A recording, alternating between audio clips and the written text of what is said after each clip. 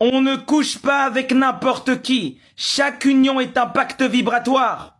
Tu ne couches jamais juste avec un corps. Tu couches avec tout un champ énergétique. Tu fusionnes avec sa lumière et ses ombres. Tu te lies à tout ce que la personne contient. S'unir sans conscience, c'est lier son âme à des forces qu'on ne connaît pas.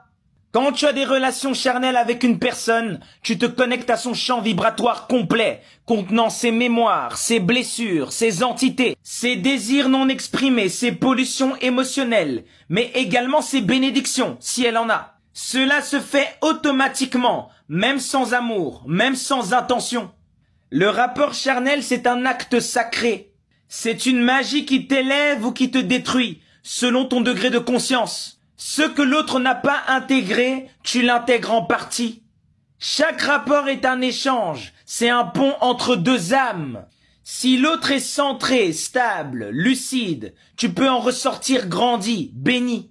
Mais si l'autre est instable, chargé, rempli de colère ou de vide, tu absorbes une partie de ce poison. Si la personne est dans de basses fréquences, de basses énergies, tu vas absorber ces énergies-là, même si tu t'en rends pas compte. Et plus l'union est répétée et intense, plus le mélange est profond, bien évidemment. Tu vas hériter d'une part de sa vibration. Et si tu es encore fragile, ça te marque, ça te ralentit, ça constitue des nœuds dans ta vie. T'es là, tu veux mougou t'amuser, mais mon ami, fais attention avec qui tu mougou.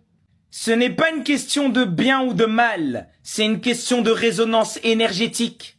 Deux êtres en paix peuvent s'unir et générer de la lumière. Deux êtres déséquilibrés créent une boucle vibratoire qui amplifie le chaos de chacun. La mémoire des relations charnelles s'imprime dans ton champ vibratoire. Oui, après une union, même brève, une trace reste dans ton corps subtil.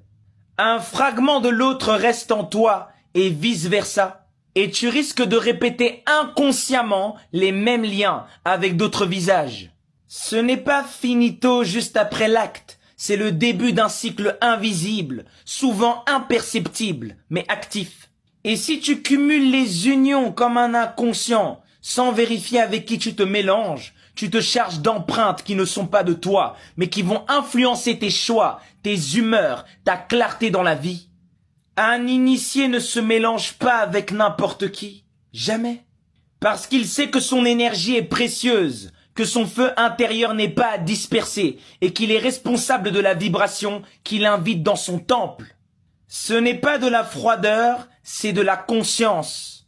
L'initié ne juge pas l'autre, il discerne vibratoirement. Est-ce que cette personne porte-t-elle une vibration qui amplifie ma lumière ou qui active mes zones d'ombre? L'homme inconscient se lie à des entités à travers le plaisir. L'initié ne donne jamais accès à son champ par pulsion. Ne te mélange pas par pulsion. Privilégie l'union consciente. Choisis avec clarté et fusionne avec discernement. Car tu ne te mélanges pas juste à une personne. Tu te mélanges avec tout ce qu'elle est. Quand deux êtres sont alignés, conscients de leur feu, centrés, clairs et éveillés, la relation charnelle devient une activation sacrée.